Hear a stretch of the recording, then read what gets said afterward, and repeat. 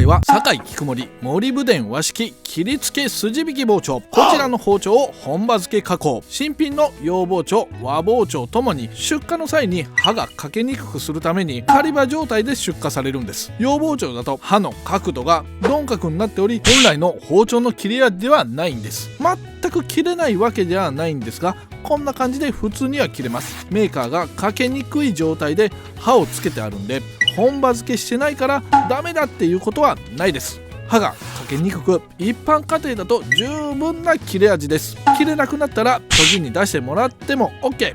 今回は本職の調理人が使うのでシャープな切れ味が必要ということで本刃付けしていきます。それでは研ぎの作業に入ります。持ち絵をラップとマスキングテープで保護しました。まずはダイヤモンド砥石で返りを出します。今回の依頼は両刃ということなので、まず表を研いで返りを出して裏面を研いで両刃に調整します。返りが出てきたら OK。 続いて旋盤の中通し、こちらも先ほどと同じように表を研いで返りが出たら、次に裏を研いで返りを出したらおしまい。どんどんいきます。次はシャプトン刃の黒幕2000番で研ぎます。この研ぎも先ほどと同じように表を研いで裏を研いで返りを出したら、次にここから仕上げ砥石の研ぎになります。5000番の仕上げ砥石で研ぎ上げていきます。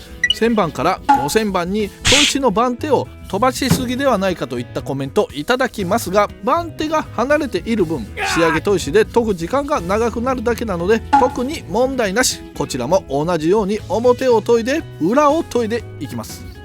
最後は8000番の仕上げ砥石で研ぎ上げたら終了。最後はあまり力を入れず軽くなぜるように表を研いで裏を研いだら完成。最後に包丁専用コンパウンド表面職人で磨き上げたら全ての作業は終了です。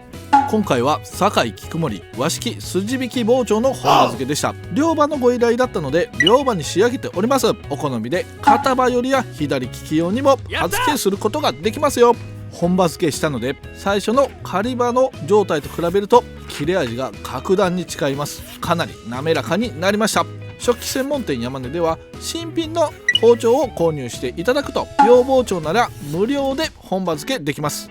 和包丁は最初の刃付けに追加料金がかかることがありますが本刃付けいたします。食器専門店山根では包丁の販売研ぎ修理やってます。広島で包丁のことなら食器専門店山根まで。